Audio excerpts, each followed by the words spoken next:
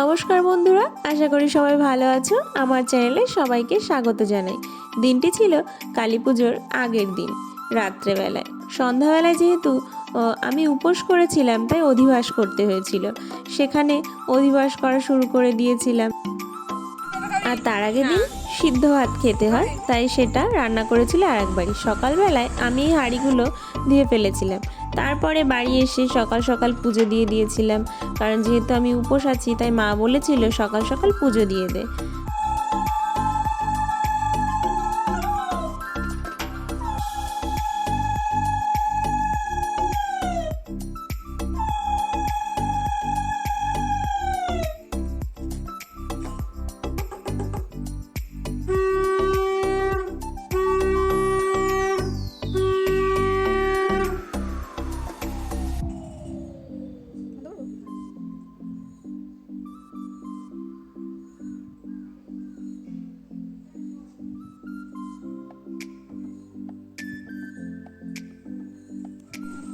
তারপরে বসে গিয়েছিলাম হাঁড়িতে একটু আলপনা করতে, কারণ এই হাঁড়িতে উপসীদের যে হাঁড়ি করে, আমাদের এখানে তো খই মুড়ি নাড়ু এইসব ভর্তি করে রাখে। তারপর আমাদের কমপ্লিট হয়ে গেল, আর আমাদের মাও চলে এসেছিল মন্দিরের সামনে। মাকে বরণ করে ঘরে তুললো। আলপনা দেওয়াও শেষ হয়ে গেছিল। ওটা শেষ করে এসে বাড়িতে আমি একটু রং দিয়ে রঙ্গোলি করেছিলাম। মা মাটি দিয়ে লেপে রেখেছিল যেখানে আমি করব, তাই তাড়াতাড়ি ঝটপট করে দিয়েছিলাম, কারণ তারপর আমার নিজেরও রেডি হতে হয়েছিল। আর এখানে চারিপাশে প্রদীপ দেব। তারপরে বলো অবশ্যই কেমন হয়েছে। মা আর দুই বোন মিলে প্রদীপ জ্বালাতে ব্যস্ত, কারণ বাড়ি ভরে সমস্ত জায়গায় প্রদীপ দেখাতে হবে। আর এই দেখো, প্রদীপ দেওয়ার পরে কত সুন্দর লাগছিল। আর কার কেমন লেগেছে অবশ্যই কিন্তু বলবে। আমি অতটা ভালো করতে পারিনি, যেহেতু তাড়াতাড়ি করেছিলাম সেই জন্য। আর আমাদের বাড়ির এই যে সব জায়গায় প্রদীপ দিয়ে দিয়েছিল মা বোন আর দুই বোন মিলে।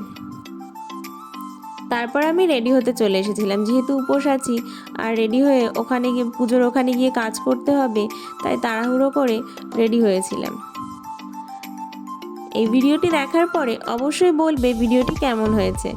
আর যদি আমার চ্যানেলে নতুন হয়ে থাকো তাহলে একটু সাবস্ক্রাইব করে দিও। আর ভিডিওটি কেমন লেগেছে, ভালো লাগলে অবশ্যই একটা লাইক কমেন্ট শেয়ার করে দেবে। আমাকে কেমন লাগছে সেটা অবশ্যই তোমরা কমেন্ট করে বলো। তারপরে রেডি হয়ে সবাই চলে গিয়েছিলাম মণ্ডপের সামনে। আর একটু লেট হয়ে গিয়েছিল, কারণ বৌদি ওই দিন বাড়ি এসেছিলো পাঞ্জাব থেকে। তারপরে একসঙ্গে রেডি হয়ে বেরিয়েছিলাম।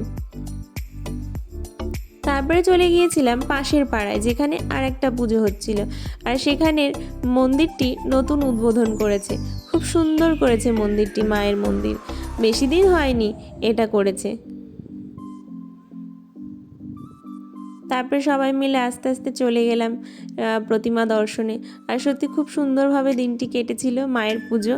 আর আমি তো উপোস ছিলাম, কে কে উপোস ছিলে সেটা অবশ্যই কমেন্ট করে জানিও। দেখো কি সুন্দর করেছে মন্দিরটি। এখানে এই মন্দিরটি হওয়ায় এখন নিত্য পুজো হয়, আর শনি মঙ্গলবারেও পুজো হয়, সেহেতু সবাই আসতেও পারবে। আর যে শিবের মূর্তিটি করেছে সেটাও খুব সুন্দর। আর পাশের ঘরে একটি শিবলিঙ্গ স্থাপন করেছে, সেখানেও নিত্য পুজো হবে। দেখো কত সুন্দর লাগছে মহাদেবকে। তারপর মন্দির দর্শন করে আমরা একে একে আবার বাড়ি চলে আসলাম। আর এই দেখো কাকা ভাইজির কত সুন্দর ভালোবাসা। মনা ভাইকে খাবার খাওয়াবে আর ভাই খাবে না। সুন্দর এই দৃশ্যগুলো মেমোরিতে রাখার জন্যই আমার এই ইউটিউবে ভিডিও করা। আর সত্যি এটা করে আমার তো খুব ভালো লেগেছে। আর এটা আমার বৌদি আর দুই বোন পাশাপাশি বসে আছে, অনেকে বসেছিল। আর কালী পুজোর দিনটি সত্যি খুব ভালোভাবে কেটেছে। তারপর বসে গিয়েছিলাম ফলের বাটা বানাতে, যেহেতু আস্তে আস্তে গুছিয়ে রাখার দরকার ছিল। এই যে আমার বাবা মনাকে নিয়ে ঘুরতে গেছিল, তাই এবার মা কিছুটা দূর এগিয়ে আনতে গেল, যে কোথায় গেল দুজন দেখি তো। আর দেখো কত সুন্দর নাতি নিয়ে ঘুরছে। তারপর আমার ভাই একটু গান করছিল, সত্যি খুব সুন্দর গান করেছে। কেমন করেছে অবশ্যই কিন্তু বলবে।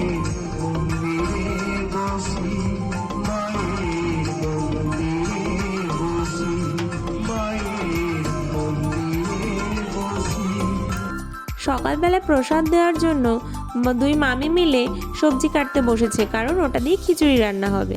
আর এই দেখো সমস্ত কিছু সাজানোর পরে আমরা একটু নিশ্চিন্ত হয়ে বসেছিলাম, যেহেতু ব্রাহ্মণ আসতে একটু দেরি হয়েছিল। মায়ের মুখটা কত সুন্দর লাগছে সত্যি।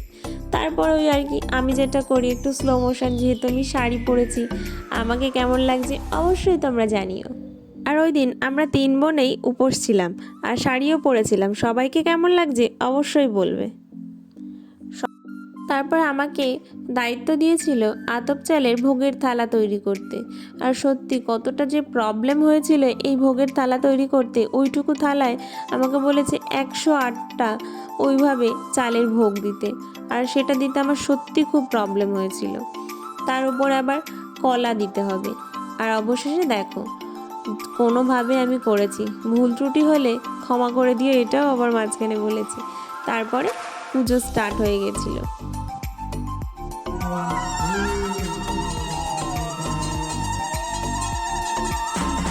বেশি কিছু বলবো না, শুধু ভিডিওটি দেখতে থাকো। আর সত্যি আমার তো উপোস করতে খুব ভালো লাগে।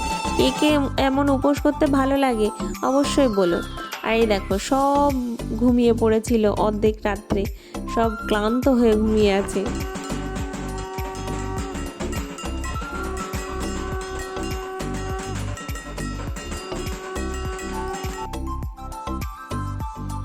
রাত্রেবেলা আবার কিছু ফুলের প্রয়োজন হয়েছিল, তারপরে শিউলি ফুল পড়েছিল, বোনরা গিয়ে আবার শিউলি ফুল তুলে এনেছিল।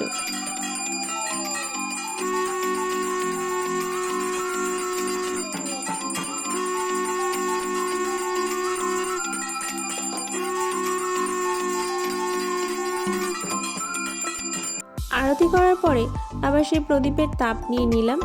আর তারপরে যে মায়ের আরতি হবে, প্রদীপ দেখানো হবে, প্রদীপের বদলে আমাদের মোমবাতি ধরিয়েছিল, সেটা দিয়ে আবার আরতি করছিল ব্রাহ্মণ।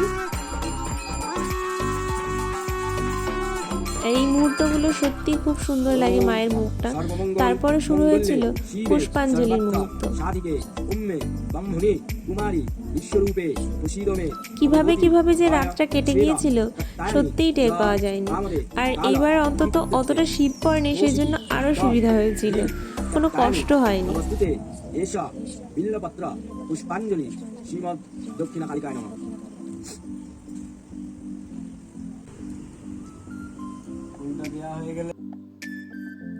আর এখানে হয়েছিল কিছু বলি দেওয়ার ছিল বলে জিজ্ঞাসা করার পরে আগ বলি দিয়েছিল। তারপরে শুরু হয়েছিল হোমের যজ্ঞ। আর সত্যি এইভাবে বেশ ভালোভাবে পুজো সম্পন্ন হয়ে গিয়েছিল। তারপরে মা আর বাবা মিলে খিচুড়ি রান্না করেছিল, যেহেতু সকালবেলা প্রসাদ দেবে। তারপরে টিপও পরিয়ে দিল। অবশেষে প্রসাদ খেয়ে উপোস ভঙ্গ করলাম সবাই মিলে।